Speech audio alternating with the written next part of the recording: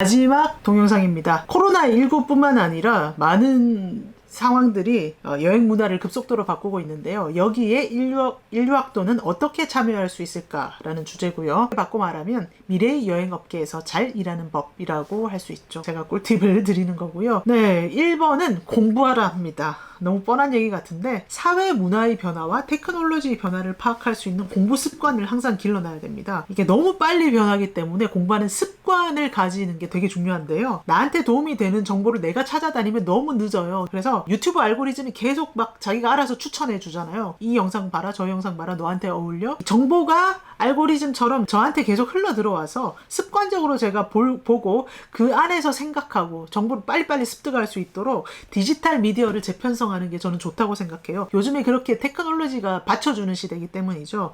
그래서 저는 유튜브, 팟캐스트, 페이스북, 인스타그램 이런 거를 그런 알고리즘을 최적화하기 위해서 굉장히 애를 씁니다. 제가 관심 있는 것들 다 미리 찜해 놓고요. 다 구독을 해 놓고요. 알람을 해 놓고 찾아서 듣고, 그래서 설거지하거나 청소하거나 운동할 때 계속 들으려고 하고요. 그다음에 페이스북도 제가 관심 있는 분야, 여행 분야의 인플루언서들, 그리고 각 산업 분야 스타트업 제가 관심 있는 플랫폼의 대표님들, 그런 분들 계속 팔로우를 해놓고 좋아요를 많이 평소에 누릅니다. 그러면 그 알고리즘이 강화돼서 그분들 글이 계속 저한테 타임라인에 뜨거든요. 제가 관심 있는 분야의 인플루언서들 정보를 계속 받고 있고요.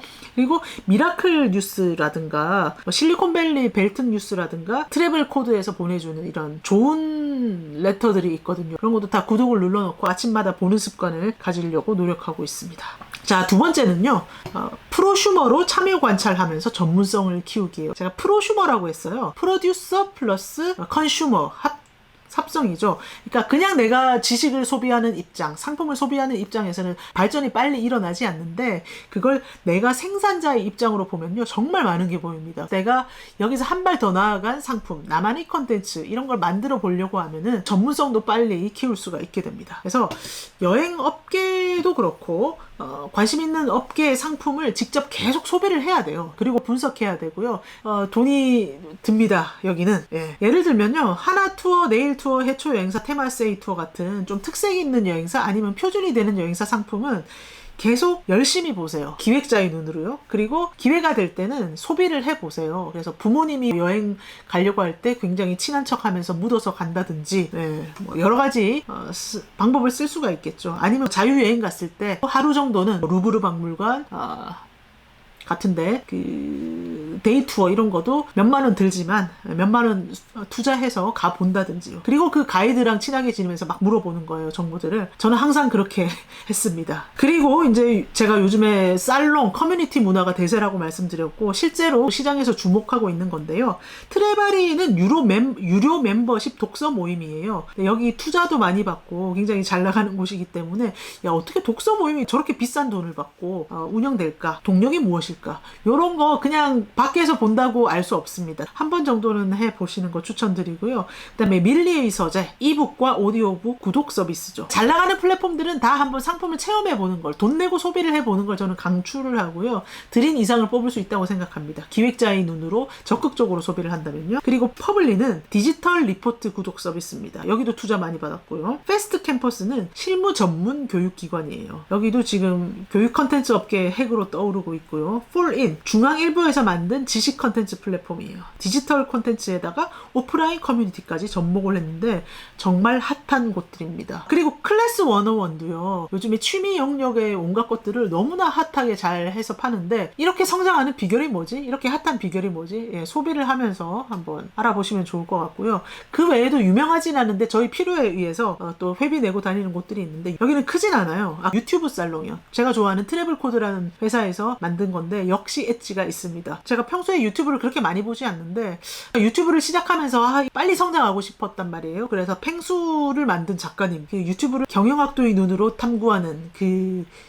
트래블 코드 직원들과 많은 크리에이터들이 모여가지고 함께 공부를 하는 그런 판을 깔아준 곳이죠. 여기 가면서 유튜브를 그냥 아무 생각 없이 봤던 거를 너무나 철저히 반성하고 생산자의 눈으로 정말 눈을 크게 뜨고 보게 된 계기가 됐고요. 그 다음에 제가 미식에 관심 있잖아요. 혼자 책 읽는다고 이게 빨리 늘지 않아요. 근데 있는데 업계에 뭐 셰프님들이나 음식 관련 기자들이나 이런 분들이 모여가지고 함께 먹고 공부하는 모임이 있더라고요. 회비는 굉장히 비싼데 여기 가면 그 이상으로 제가 성장할 수 있을 것 같아서 여기 들어갔고요. 굉장히 자주 뭉쳐서 모여서 다니면서 저 혼자라면 절대로 할 수 없었던 다양한 음식, 미식 체험을 하고 지식을 쌓고 있습니다.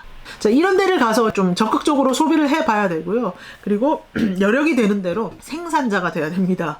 생산자로 일하면 정말 빨리 전문가가 됩니다. 그래서 여행 상점 같은 데는 여러분이 지금 가진 지식으로 조금만 더 가공해도 참여할 수 있을지도 몰라요. 여행 상품 기획하는 거요. 그리고 여러분이 여행 메이트가 당장 되지는 못한다. 커뮤니케이션 하는 과정에서 정말 많이 배울 수도 있고 내가 앞으로 이런 쪽으로 나아가겠다. 영감을 받을 수도 있습니다. 그래서 두려워하지 말고 자기 컨텐츠와 자기 상품을 만들도록 계속 노력해 보시고 그걸 시장을 두드려 보세요. 다양한 플랫폼에 올리는 게 중요한데 여기서 여러분의 경쟁력은 인류학도기 때문에 인류학의 냄새가 나는 거죠. 그리고 인류학의 색채를 풍기는 거죠.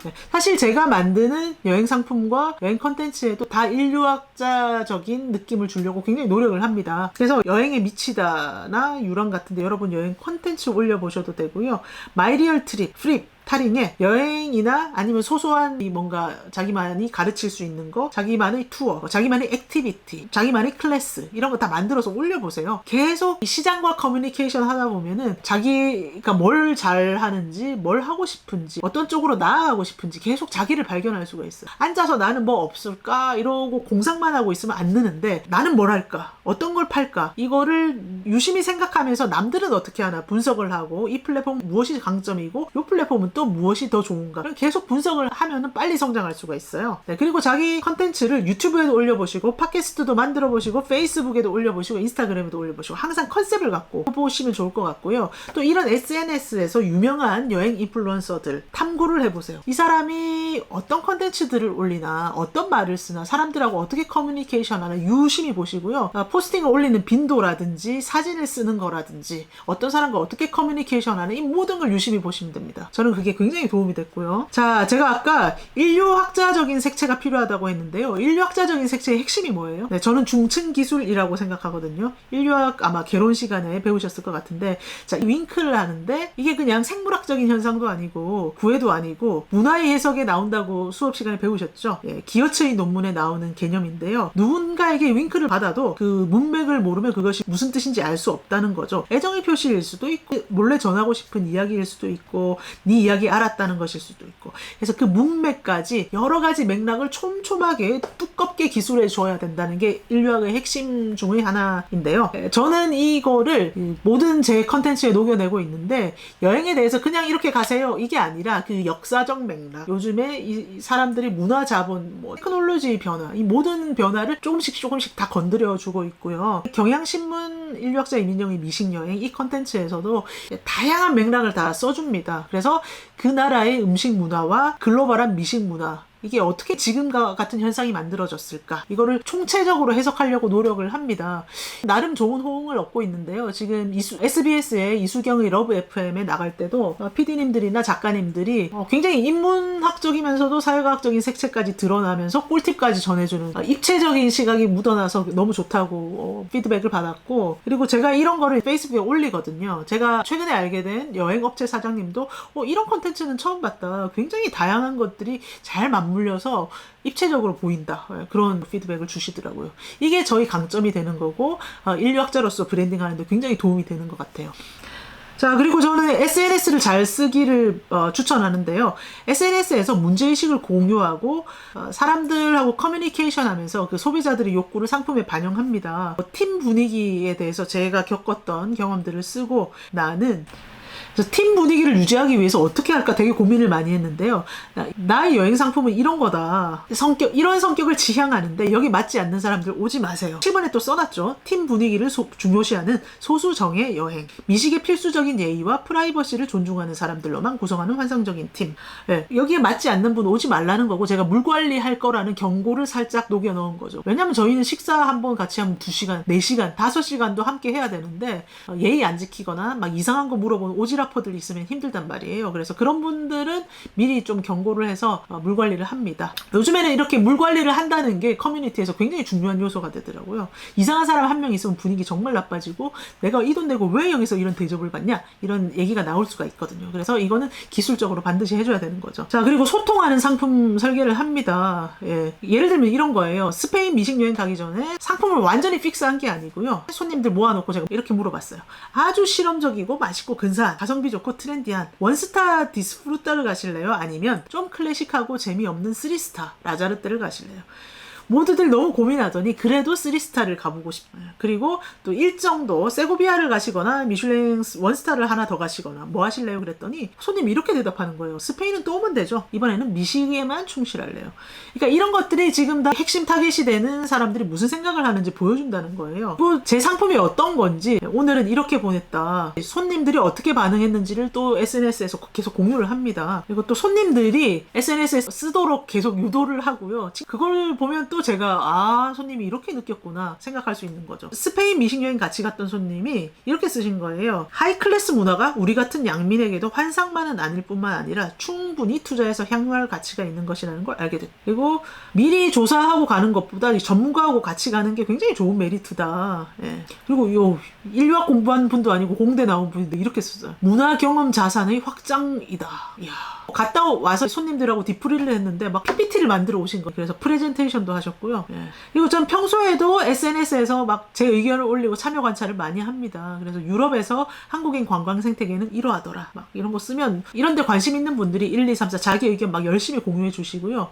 이분 여행 전문가이신데 막 1, 2, 3, 4 붙이면서 저런 이유가 있을 것 같다. 이렇게 답도 달아주시고, 제가 조교할 때 수업 들었던 학생이 이런저런 분석을 해서 올려주기도 하고요.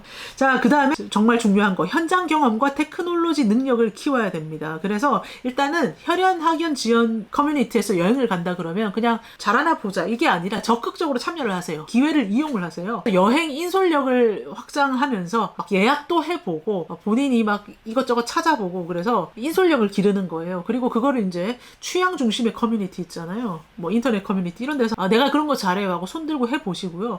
그런 경력을 쌓아서 여행사에 가져가야 여행 인솔자로서 일을 받을 수 있는, 혹은 기획자로서 이 모든 게 다 경력이 됩니다. 인솔자나 기획자를 외국으로 보낼 때 이게 너무 리스키한 투자거든요. 이 사람이 일 잘할지 어쩔지 모르기 때문에 조금이라도 더 검증된 능력 있어 보이는 사람을 보내려고 해요. 그 자기가 여행 인솔을 잘할 수 있고 사람들을 잘 케어할 수 있다는 걸 레퍼런스를 계속 쌓아두시는 게 중요한데요. 그리고 평소에 다양한 스마트 제품, 저는 이런 샤오미 미밴드라든가 집에 온갖 이 전자제품들을 다 선제적으로 써보는 편이에요. 그래서 앱도요 온갖 거 다 써봐요. 그리고 플랫폼도 다 써보고 뭐 컨텐츠도 올려보고요. 이런 걸 다 써보면서 테크놀로지 능력도 기르셔야 뭔가 스마트해 보이는 거예요. 그리고 요즘에는 필수인 게 동영상 편집 능력까지 익히면 좋을 것 같아요. 시장에서 이 사람은 컨텐츠도 만들 수 있고 유튜브도 만들 수 있고요, 사진도 잘 찍고요, 동영상도 찍고, 이거 사실 작심을 하고 탈인 같은 데서 배우면 하루 만에도 배울 수 있거든요. 근데 많은 분들이 이게 돈 든다 아니면 귀찮다 그래서 안 배우고 있는데, 배우면 투자한 이상으로 뽑을 수 있습니다. 그리고 투자한 이상으로 뽑겠다는 생각으로 열심히 배우셔야 되고요. 그래서 이렇게 세 가지로 미래의 여행업계에서 잘 일하는 법에 대해서 나름의 경험에서 나온 꿀팁을 전해드렸습니다. 더 알고 싶다면 저랑 페이스북 친구 맺으세요. 페이스북에서 미슐랭 민영리 찾아보시면 좋고요. 유튜브에 해당 영상 밑에 댓글로 남겨주시면 제가 다음에 또 다른 동영상 만들어서 또 찾아뵐 수 있겠죠. 긴 시간 함께 해주셔서 감사합니다.